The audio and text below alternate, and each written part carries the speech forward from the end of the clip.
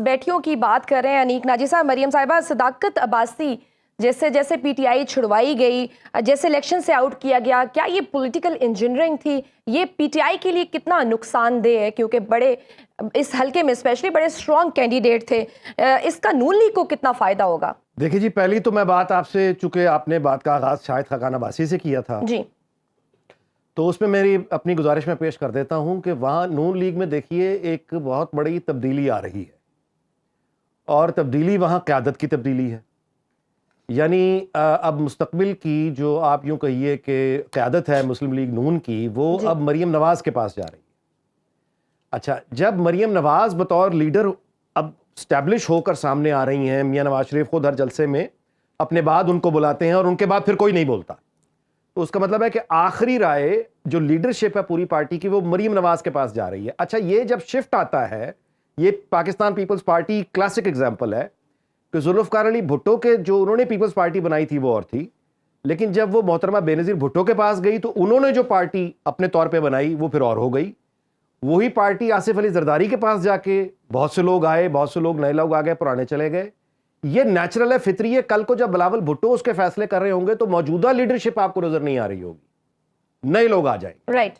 تو یہ کسی بھی پولیٹیکل پارٹی، یہ بالکل نیچرل بات ہے. پی ایم ایل این بھی اب چونکہ مریم نواز کے پاس جا رہی ہے تو شاید خاقان عباسی چونکہ لیکن پھر اس میں میرٹ کیا ہے؟ اختلافات، یعنی یہ تو ایک موروثی سیاست چل گئی نا. یقیناً موروثی سیاست ہے. اب آپ نے موروثی سیاست یہیں سے تو اعتراض آتے ہیں. اعتراض تو پھر ان کو نہ ووٹ دیں، طریقہ یہی ہے نا. موروثی سیاست پہ اعتراض ہے تو ووٹ نہ دیں، اور جن کو موروثی سیاست پہ اعتراض نہیں ہے وہ ووٹ دے رہے ہیں.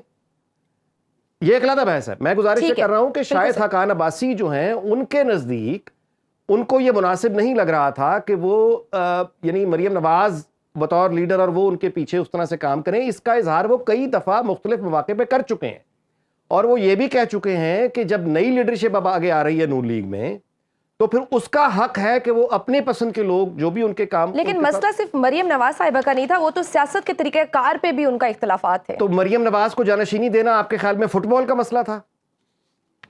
یہ بھی سیاسی طریقہ کار ہے نا. پارٹی الیکشن کے حد تک تھا نا. باقی ان کی وہ تیسری جماعت بنانے کی بات کر رہے ہیں کہ ان کے پاس سولوشن نہیں ہے، یہ فیل ہے. تیسری جماعت، پہلے ایک بات حل کر لینا. یہ مریم نواز والی میں نے آپ کو، جس کا وہ خود کئی انٹرویوز ان کے پڑے ہوئے ہیں عباسی صاحب کے، ایک تو یہ میں نے گزارش کر دی.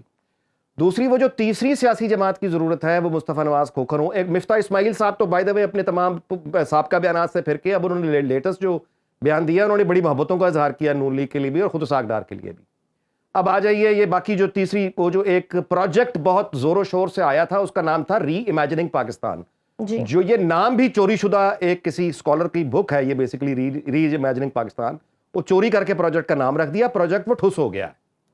اس وقت وہ پروجیکٹ فائلوں میں چلا گیا ہے، بیک برنر پہ چلا گیا ہے. وہ بیک برنر پہ رہے گا اس وقت تک جب تک آپ کہیے کہ انتخابات کے بعد آنے والی جو منتخب حکومت ہے اگر ان کے ساتھ وہ ٹھیک نہ چل سکی، ڈیلیور نہ کر سکی، پرابلم آ گئے تو وہ ایک ہمیشہ سے فائل بیک برنر پہ ہوتی ہے، یہ لوگ آگے آ جائیں گے. It is as simple as that.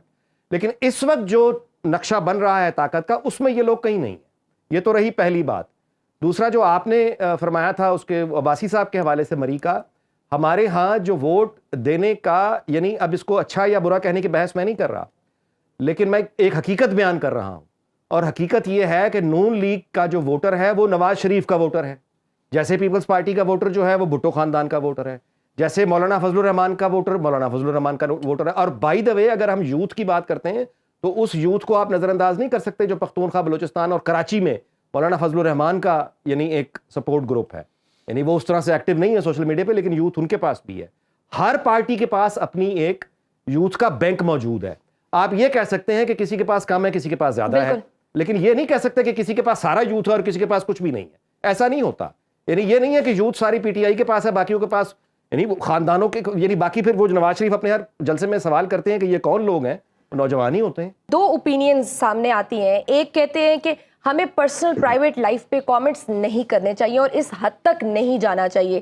دوسرا تھاٹ یہ کہتا ہے کہ جو لیڈر ہوتا ہے اس کی لائف پبلک ہوتی ہے اور وہ آنسریبل ہوتا ہے. ریاست مدینہ کی بات کرنے والے اگر اس طرح کی باتیں کر رہے ہیں تو پھر اس کو اس معیار پہ پورا بھی اترنا چاہیے.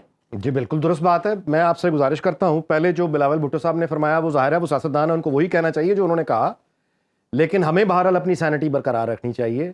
وہ جو انہوں نے کہا کہ نواز شریف نے نفرت ڈال دی ہے اور اخلاقیات کا وہ خیال نہیں کرتے, میں اس پہ حیرت, یعنی زیادہ مجھے یہ جتنی بدتمیزی پچھلے دنوں اس پوری کمپین میں کی ہے بلاول بھٹو نے کی ہے. نواز شریف نے تو رد عمل ابھی تک نہیں دیا, جو جواب دیا وہ شہباز شریف نے دیا یا مریم نواز نے دیا. بلاول بھٹو کی ظاہر ہے کوشش ہے کہ وہ اینٹی نواز ووٹ کو کیپچر کریں جو ان کا حق ہے, لیکن اس بات کی یہ الزام لگانا کہ وہ نفرت کی سیاست, اگر وہ نفرت کی سیاست کر رہا ہے, میں صرف اتنی سی بات گزارش کر دیتا ہوں کہ خاور مانیکا اور اس ملازم لطیف کے جو بیانات ریکارڈ کا حصہ ہیں, جو انٹرویوز ریکارڈ کا حصہ ہیں, اگر کوئی اور جماعت ہوتی, خود پی ٹی آئی ہوتی, تو یہ اپنے ہر جلسے کی سکرین پر وہ بیان چلواتی کہ پہلے یہ دیکھیں خاور مانیکا کیا کہہ رہا ہے, اس کے بعد وہ اپنی بات شروع کرتے. انہوں نے تو ذکر بھی نہیں کیا. پہلے تو یہ بات, میں اب اگلی, آپ یہ جو ہے معاملہ کہ ان کا ذاتی معاملہ ہے, اس پہ آنا چاہیے تھا. میں اس پہ صرف اتنی گزارش کرتا ہوں, حقائق کیا ہیں؟ جی, حقائق یہ ہیں کہ ایک رپورٹر ہے عمر چیمہ, اس نے رپورٹ کیا 1 جنوری 2018 کو نکاح ہو گیا. حقائق یہ ہے کہ انہوں نے انٹرویو دے کے بانی پی ٹی آئی نے انٹرویو دے کر آن دا ریکارڈ کہا کہ میرا نکاح نہیں ہوا, میں نے تو پیغام بھیجا ہے. اور وہ جو رپورٹر جس نے خبر دی, پوری پارٹی کو اس کے پیچھے لگا دیا ٹرولنگ کے لیے, بدتمیزی, گالم گلوچ, اس ادارے کے مالک کو گالیاں, سب کچھ یہ ساری حدیں کراس کر گئے. اب یہ آج 2024 میں اب کیا پتا چلا کہ وہ رپورٹر سچا تھا, یہ دونوں جھوٹے تھے. جی, سامنے آ گئی بات.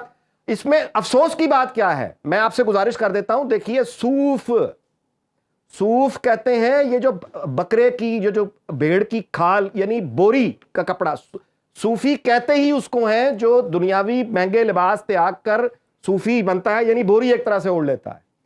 صوفی ہوتا ہے وہ جس کو جو سونے اور ہیرے کو جہنم کے انگارے سمجھتا ہے.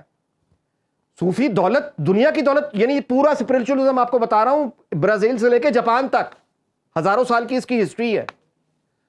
یعنی ہیرو سے محبت کرنے والا یا ہیرو سے محبت پالنے والی یا سونوں سے وہ کرنے والا یا جھوٹ بولنے والا, جب وہ صوفی کا ڈھونگ بھرتا ہے, اس کے جیسے کپڑے پہنتا ہے, تو وہ جو بھی ہے وہ فراڈ ہے.